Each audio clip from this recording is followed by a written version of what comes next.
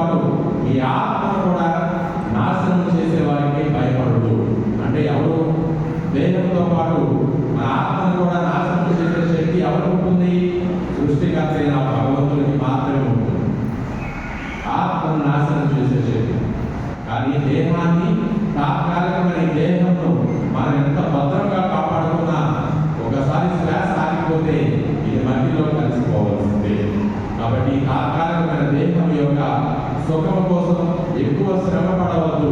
నిత్య జీవాన్ని ఇచ్చే ఆత్మ కోసం ఎక్కువ శ్రమ పడని నేను చెప్పిన మాటల్ని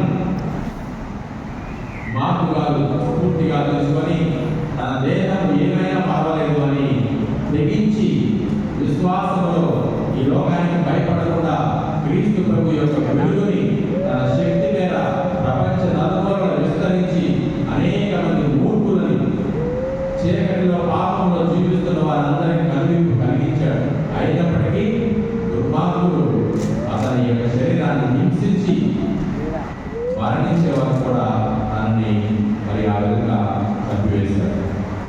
అందుకే వారిని వేద సాక్షిగా పరిగణించింది పవిత్రమైన కథోలిక సభ సంఘం. ఒక మార్పు వారి కాదు, చాలా మంది శిష్యులు తొలినాడు అనేక మంది ఈ విధంగా హింసలకు గురై మరణించారు. అటువంటి త్యాగాల మీద ఏర్పాటు చేసుకున్న పునాదులే ఈ క్రైస్తవ సమాజం ఈనాడు. ఈ రోజుల్లో మనకి ఎంత స్వేచ్ఛ ఉన్నది చూడండి.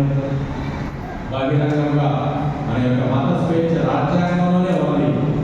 ఎవరు కూడా మనల్ని బలవంతం చేయవలసిన అవసరం లేదు. ఎవరు మనం హింసించరు. మన భారత రాజ్యాంగంలోనే మత స్వేచ్ఛని పొందుపరిచారు.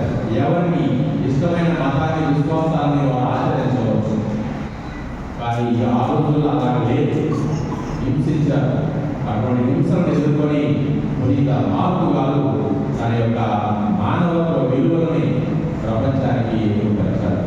మరి ఈ రోజున అంత గొప్ప జీవితం జీవించినటువంటి పునీత మార్పు గారిని మనందరం కూడా స్ఫూర్తిగా తీసుకోవాలి. దేశానికి సంబంధించిన కష్టాన్ని తలచుకొని భయపడి బలహీనమైన విశ్వాసంలో జీవిస్తే అది మనకి మంచిది కాదు.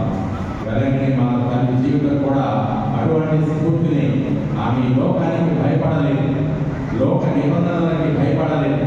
ఆమె భయపడింది దేవునికి మాత్రమే. దేవుని దృష్టిలో దోషము లేకుండా మంచి హృదయం కలిగిన నిర్మలమైన మార్గంగా ఆమె జీవించింది. ఈ రోజున ఎందుకు మనం ఇంత దూరం వచ్చాము? ఆ తల్లి మరి పవిత్రమైన పుణ్యక్షేత్రంలో మనం ఎందుకు వచ్చాము అంటే ఆ తల్లి యొక్క ప్రార్థన ద్వారా కుటుంబాలు దీవించబడాలని, మనందరి కుటుంబ జీవితాలు ఆ తల్లితో కలిసి ప్రయాణం చేయాలని, ఆ తల్లి యొక్క అనుగ్రహ వరం, ఆ చల్లని ఆశీస్సులు, దీవెనలు మనందరికీ ఉండాలని.